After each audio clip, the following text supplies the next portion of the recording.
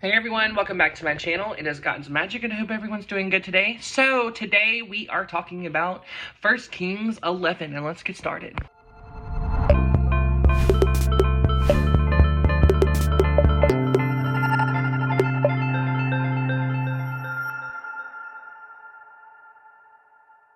So usually I'll be reading it with y'all, like I'll have the Bible and I'll be reading it with y'all, but I actually read it already and I kind of want to review because I feel like this makes more sense to just edit everything I say together, you know what I mean?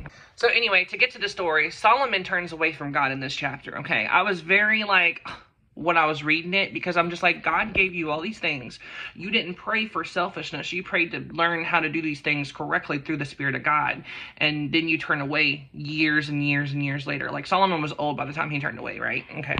So after we know that Solomon has many wives, I think the total number was like 700, I think. Solomon starts turning away from God to worship false gods because of the women he married and the women he was with, especially being Pharaoh's daughter, you know, in Egypt and stuff like that. They have different beliefs and different deities that they had a client that God warned him about not to get involved with. I'm going to read you what it says from my notes. This is what was told. From the very nations of whom the Lord said, you shall not associate with them, nor shall they associate with you, for the result is them turning your heart away to follow other gods.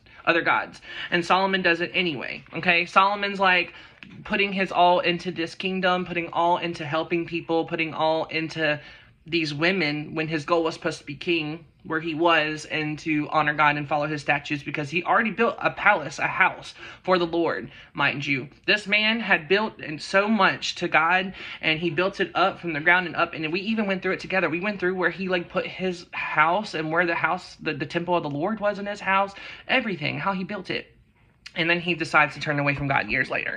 Now, this is the part where it comes up about the 700 women. So Solomon's old. He has 700 wives, princesses, and his wives all turned his heart away from God. Okay? And these gods weren't normal deities, like normal things that you would think about. These spirits that I like researched about because I was just curious what it talked about. A lot of these deities that Solomon fell for, that he idolized, was actually harming children. Just saying, YouTube, don't flag me. I'm just giving information. Some of these deities that he worked with and devout his life to and like harmed children, that was required from that deity. And then he also worked with Ashara, the goddess of fertility. So he fell for them over the years of reigning with his wives because his wife started devoting themselves to them. Then Solomon attempted to kill somebody, okay, and they fled and escaped to Egypt. I bet that man was mad as, whew, that person that Solomon wanted to execute escaped from him. Usually Solomon was able to execute his enemies instantly, but because he turned away from God and wasn't honoring the commandments that his father David passed down to him, God was like, no, you ain't gonna, you know, they escaped. The time that Solomon reigned was 40 years. And then Solomon slept in death with his fathers and was buried in the city of his father David. His son reigned in his place.